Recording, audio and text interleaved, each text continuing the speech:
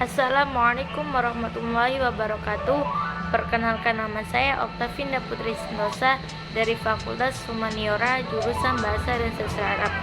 Di sini saya akan menjelaskan beberapa materi yang telah disampaikan pada PBAK hari pertama dan hari kedua, yaitu pengenalan budaya akademik dan kemahasiswaan. Dan saya juga akan menyampaikan beberapa materi yang telah disampaikan oleh Bapak Hasanuddin Wahid, Magister Humaniora, dan Bapak Basri Zaid yang telah disampaikan pada dini hari.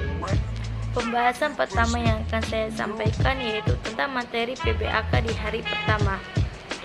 Telah kita ketahui bahwasanya UIN Maulana Malik Ibrahim memiliki pelembagaan, yaitu integrasi keilmuan dan integrasi kelembagaan, yang mana keduanya memadukan antara pendidikan dan juga tren karakter.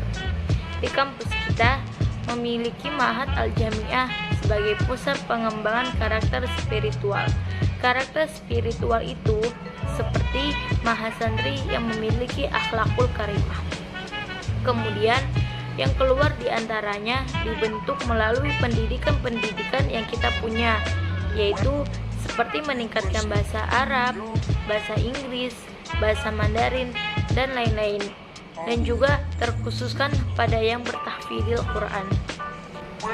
Walaupun UIN Maulana Malik Ibrahim memiliki latar belakang yang berbeda-beda, namun akan tetap satu dengan mendirikan semua mahasiswa menjadi generasi yang unggul dan toleran, seperti menyusun prinsip serta nilai-nilai keagamaan, yaitu dengan memiliki jati diri keislaman yang kuat, komitmen kebangsaan yang kokoh, cinta negara, bangsa, budaya, dan juga cinta terhadap kekayaan bangsa Indonesia, yang juga mampu akan dirinya menempatkan diri di tengah ataupun posisi yang mudah, yaitu di posisi tengah.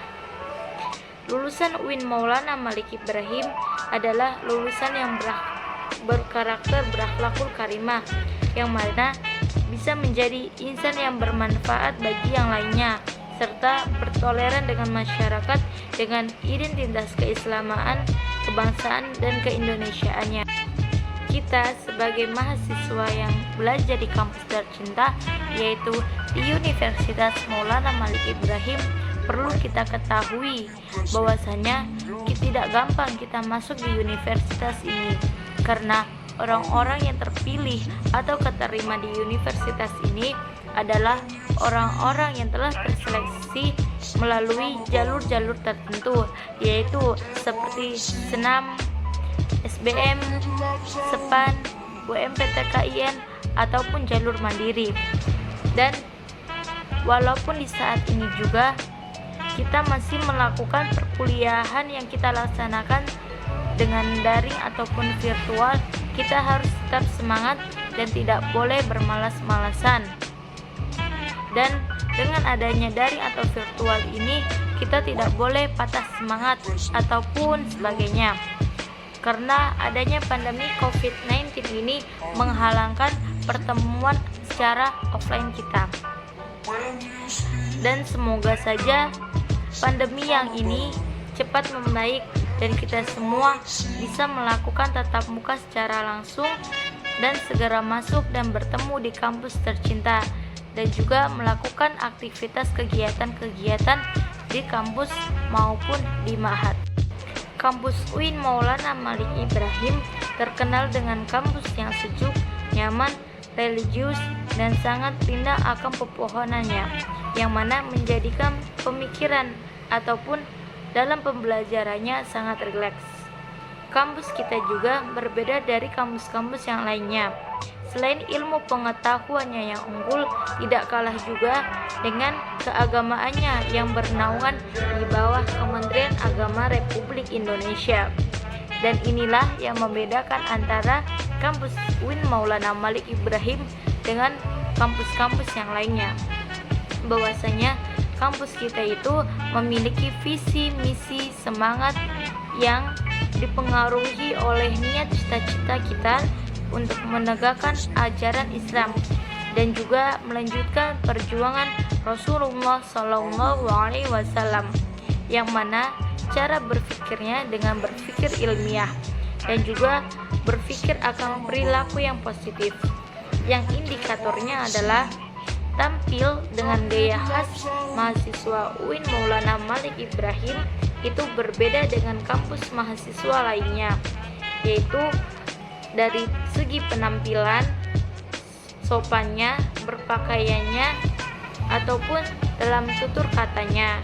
Itu sangat berbeda dari kampus-kampus yang lain, dan itulah menciptakan mahasiswa yang berakhlakul karimah. Kedua yang akan saya sampaikan yaitu materi pada dini hari yang telah disampaikan pada PBAK hari kedua.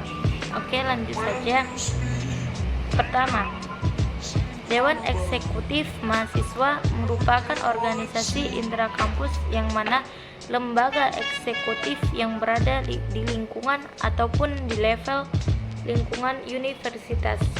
Ada beberapa lingkungan universitas dengan fakultas yang turunannya untuk lembaga himpunan mahasiswa jurusan ataupun prodi.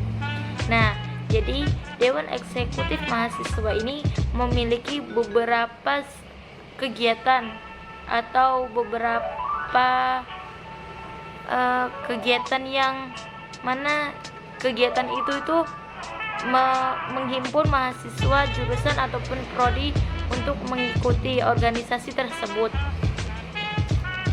Lalu fungsi Dema mahasiswa adalah sebagai pelaksana organisasi kemahasiswaan. Nah, jadi Dema mahasiswa itu dia sebagai dewan pelaksana dalam organisasi yang ada dalam fakultas ataupun prodi tersebut. Eksekutif mahasiswa totalitas adalah yang memiliki suatu fungsi sebagai pelaksanaan program organisasi kemahasiswaan. Yang kedua, lembaga itu akan mengkoordinasikan dan mengkondisikan instruksi pelaksanaan kegiatan kemahasiswaan di tingkat universitas. Jadi eksekutif mahasiswa totalitas itu dia sebagai pelaksana yang mana nanti dalam program-program organisasi itu dari dua lembaga Dewan Eksekutif Mahasiswa sama fungsinya Dema mahasiswa itu nanti yang akan mengkoordinasikan sama mengkondisikan dari setiap organisasi yang ada tadi. Kemudian tugas dari Dewan Eksekutif Mahasiswa Universitas yang pertama yaitu melaksanakan program kerja organisasi yang sudah disiapkan Senat Mahasiswa. Yang kedua, mengkomunikasikan dan menginformasikan kegiatan kemahasiswaan di tingkat universitas. Yang ketiga, melaksanakan koordinasi dan sinkron kegiatan mahasiswa. Kemudian, organisasi intrajurusan ataupun himpunan prodi dan fungsi Dewan Universitas adalah sebagai pelaksanaan kemahasiswaan. Selain itu, pengembangan dan kreativitas tentu kita tetap koordinasi antara kementerian untuk mendukung beberapa program-program kerja yang dicanangkan oleh Dewan Eksekutif Mahasiswa sendiri agar menjadi satu kesatuan yang utuh. Jadi organisasi intrajurusan ataupun himpunan prodi ini dia itu berfungsi sebagai pengembangan ataupun kreativitas pada suatu jurusan yang mana dia itu akan mendukung beberapa program yang menurutnya itu pantas ataupun baik ya. Lalu pengembangan juga harus kita support agar teman-teman sekalian bisa bergabung di kabinet sakti untuk periode 2021. Selain itu juga kita itu harus mensupport dari beberapa pengembangan dari organisasi tersebut agar pengembangan atau kenaikan dari organisasi itu meningkat atau lebih baik gitu ya. Lanjut, program kerja Dema UIN Maulana Malik Ibrahim Malang adalah salah satu periode ke depan yang akan menjadi periode Dewan Eksekutif Mahasiswa Universitas, yang mana kita itu memiliki beberapa program kerja sebagai prioritas. Jadi dalam program ini tuh kita harus memiliki beberapa program sebagai prioritas ya, yaitu salah satunya adalah meningkatkan kepekaan mahasiswa terhadap masyarakat sekitar, yang akan kita kolaborasikan dengan mitra-mitra yang dalam organisasi kemahasiswaan UIN Maulana Malik Ibrahim. Jadi di sini kita akan mengkolaborasikan atau menyatukan antara kegiatan mahasiswa UIN Maulana Malik Ibrahim dengan kegiatan masyarakat sekitar di sekitar kampus itu ya. Yang kedua yaitu keterkaitan program kerja sekolah, yang tujuannya adalah kita ingin memberikan suatu hal kepada kampus yang mempromosikan kepada sekolah-sekolah yang ada di Malang Raya dengan memberikan pelatihan terkait kepemimpinan dan keorganisasian, dan hal yang terpenting adalah terkait pembangunan kinerja. Jadi yang kedua itu program yang akan kita sampaikan pada sekolah-sekolah Malang Raya itu dengan memberikan pelatihan yang terkhusus, terutama yaitu dengan kepemimpinan ataupun keorganisasian. Kepemimpinan itu dengan cara dia bijaksana ataupun bertanggung jawab dalam kepemimpinannya, dan juga keaktifannya dalam berorganisasi ya, dan itu juga yang paling terpenting yaitu pembangunan kinerjanya. Yang ketiga, program kerja yang terkait dengan sosial hukum dan politik, yang nantinya kita akan memiliki program kerja tersebut dan bisa berdiskusi dengan para pimpinan yang ada dalam Republik Indonesia. Nah, maksudnya itu kita tuh nanti bisa ikut berkaitan dengan kinerja yang ada dalam sosial hukum ataupun politik, yang suatu saat nantinya itu kita memiliki program kerja yang kita tuh nanti bisa berdiskusi dengan orang-orang besar seperti pimpinan yang ada dalam Republik Indonesia, misalnya seperti Menteri Agama, Pendidikan, ataupun selain sebagainya. Lalu Kementerian Dema Universitas. Dema Universitas itu ada 6. Yang pertama yaitu Kementerian Dalam Negeri, kedua Kementerian Luar Negeri, 3 Sosial Hukum dan Politik, 4 Agama, 5 Pengembangan dan Keaktivitas, 6 Komunikasi dan Informasi. Yang pertama itu Kementerian Dalam Negeri, maksudnya itu yang ada di lingkungan dalam negeri, semisal Indonesia. Yang dua Kementerian Luar Negeri, misalnya seperti di Cina ataupun Amerika dan lain sebagainya. Yang ketiga Sosial Hukum dan Politik, yang seperti yang tadi saya jelaskan itu tentang program kerja. Terus yang keempat tentang agama, yaitu kayak keagamaan Islam, Kristen, maksudnya kayak seperti toleransi lah, ketoleransian. Terus yang kelima pengembangan dan kreativitas, pengembangan dalam bakat ataupun sebagainya. Terus kreativitasan dia dalam mengembangkan bakat tersebut. Terus yang keenam komunikasi dan informasi, maksudnya cara berkomunikasi ataupun meng-share, maksudnya membagikan informasi-informasi yang itu benar-benar real dan tidak ada kebohongan. Selanjutnya kita akan membahas tentang SEMA Mahasiswa. SEMA Mahasiswa adalah organisasi mahasiswa UIN Maulana Malik Ibrahim Malang yang berperan sebagai lembaga legislatif yang mengkoordinasi. Jadi SEMA Mahasiswa itu nanti yang akan mengkoordinasikan dari seluruh organisasi seperti DEMA dan lain sebagainya. Visi SEMA mewujudkan Senat Mahasiswa Universitas sebagai lembaga legislatif transformatif, kolaboratif, progresif, berdasarkan asas kebersamaan dan kekeluargaan, serta berjunjung tinggi profesional.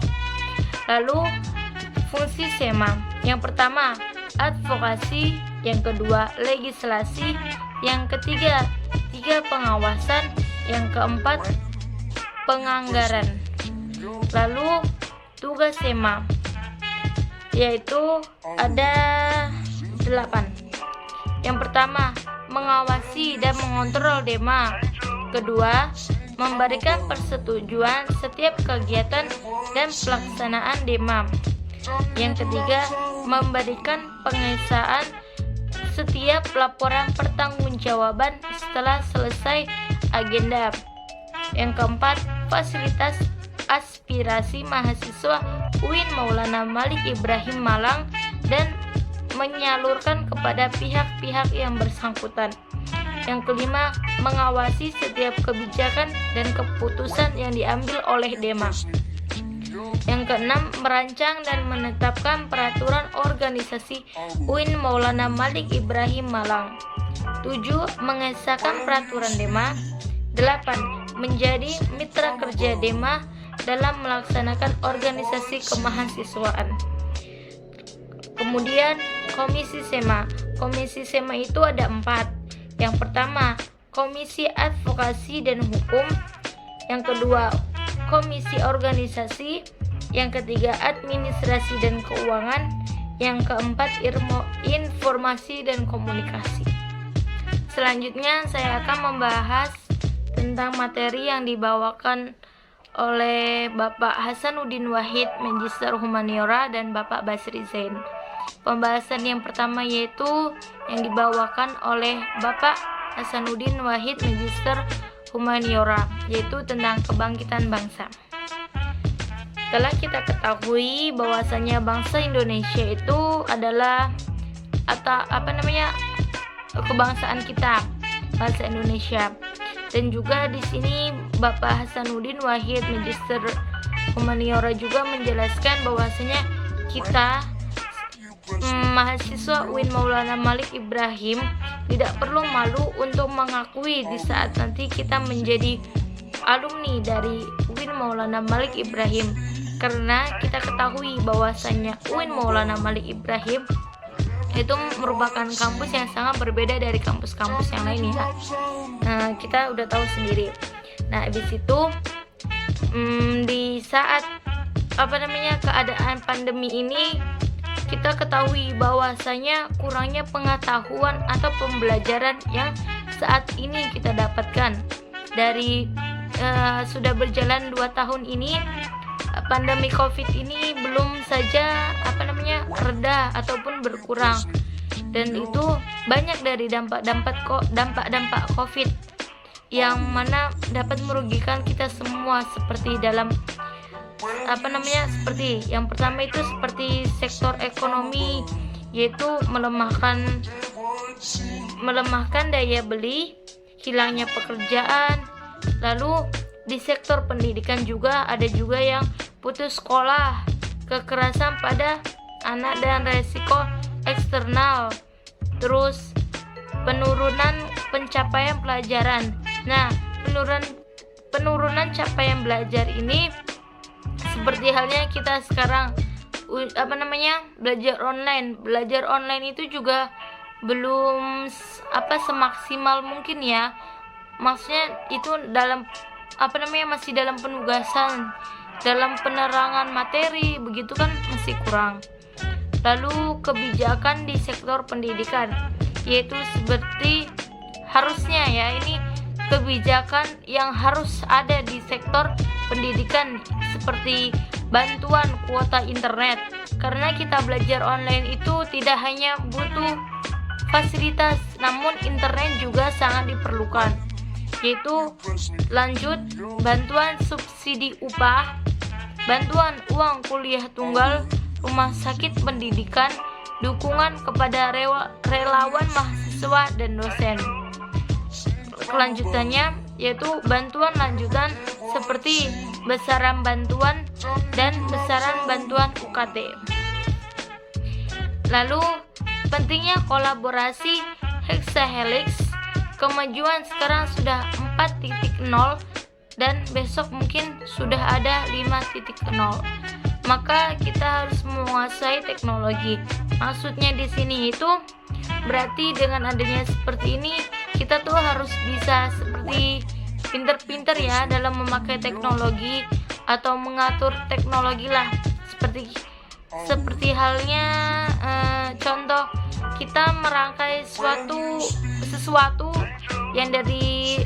yang menghasilkan dari barang elektronik kan juga termasuk teknologi ya maksudnya seperti itulah.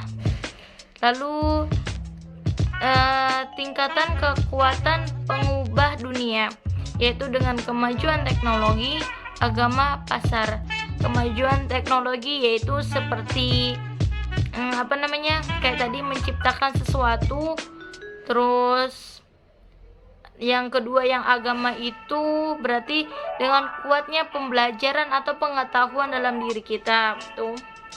Terus yang ketiga itu pasar, berarti dalam upaya kayak kita pintar-pintar dalam itu ya pemasaran modal jual beli. Materi selanjutnya yaitu materi yang dibawakan oleh Bapak Basri Zain, yaitu moderasi beragama.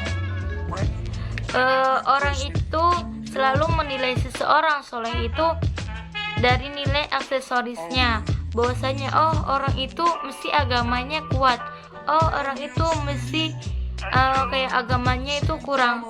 Nah itu tidak tentu ya, karena setiap apa yang dipakai itu tidak selalu seperti dalam hatinya. Maksudnya kayak penampilan tuh tidak menunjukkan dalam diri seseorang itu. Kemudian Bapak Basri Zain itu juga mengatakan bahwasanya kita itu tidak boleh kalah dengan orang Arab, yang mana maksudnya di sini tuh bukan karena dalam pakaiannya ataupun dalam aksesoris yang dipakai orang Arab seperti kayak berpenampilan seperti syekh ataupun bercadar ataupun sebagainya. Namun di sini yang dimaksud yaitu dengan ilmunya, karena orang-orang tuh belum tentu memiliki ilmu yang kayak ilmu seperti ilmu ceramah, menyampaikan dakwah, memimpin ataupun berorganisasi. Nah, selanjutnya di sini juga Islam itu bukan agama yang terlalu tinggi kekerasannya ataupun terlalu rendah. Maksudnya Islam itu agama yang netral, yang memiliki hukum yang standar, tidak berlebihan. Maksudnya tidak mengeraskan ataupun tidak merendah-rendahkan juga. Namun di sini juga ada pesan dari Bapak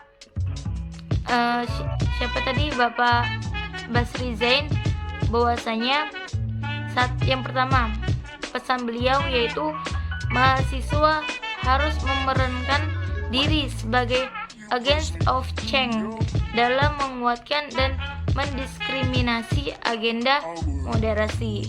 Yang kedua, mahasiswa harus mengedepankan kepentingan kebangsaan dan keagamaan yang sesuai dengan prinsip moderasi.